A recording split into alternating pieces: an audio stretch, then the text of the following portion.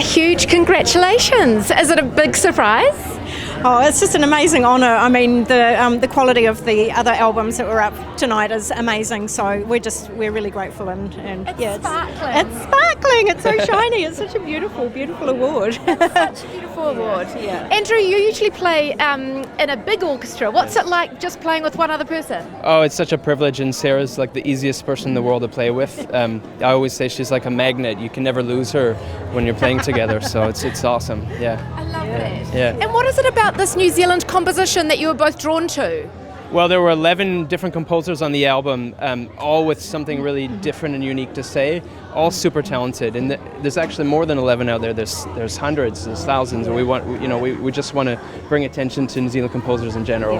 Yeah, absolutely. I mean, these are, I think all bar one, these are all living composers creating music now, and it's so vibrant and for our time. And it's just, we were so lucky to have commissioned some composers, especially for the project. But the whole output is just the gorgeous work. So we're really thrilled to be able to bring it to life, as Andrew said. Yeah. Do you think that New Zealand classical compositions are different? Can you tell the difference between a New Zealand composer and an international composer? Well, I think there's just a wonderful. I'll backtrack. I think what is so unique about New Zealand composition in general is the individual expression of each composer. I don't think it necessarily falls into a particular school or style, but it does have influences from closer to home through the Pacific and the Asian countries as well. That just maybe the Northern Hemisphere composers don't have access to. So I think they're just wonderfully unique voices. Unique's an overused word, but I feel like composers here are encouraged to find their own voice, which is a really special thing. Yeah, I love that. Yeah. As a non-New Zealander, Yeah. how do you must come in with a slightly different perspective. Can you tell the difference between a New Zealand composition and not? Not every time, of course, but sometimes yes. And when I first moved here and I met Sarah and I knew I wanted to play with her, she suggested we play some Douglas Lilburn together.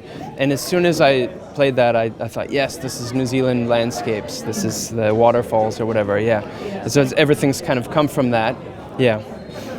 Whose idea was it to record an album of 100% New Zealand music? Well, I think it was Andrew who first came to me with the idea of recording a CD, and first question was, well, what we'll do, and I really think it was you who kind of nudged us in that direction.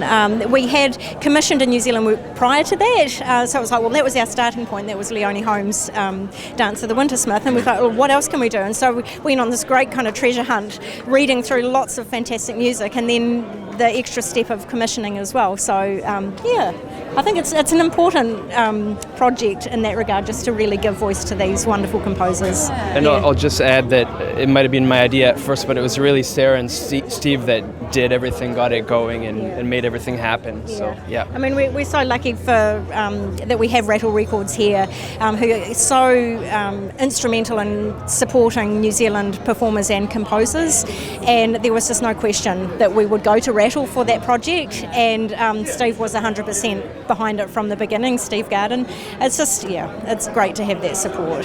Yeah, and Creative New Zealand too. I mean, this is right up their alley in terms of supporting the performers and the composers. So there's so many people to thank for this. Wonderful. Now the final question is, how are you going to divide up the award? Who gets to take it home? Well, you've got one already. Maybe I can get this one. No, I think you should get. I don't have one on my shelf, but I reckon we'll have shares. We'll take turns and display it pride of place. Yeah. Congratulations, both of you. Thank you so very much, much. Charlotte. Thank you. Yay.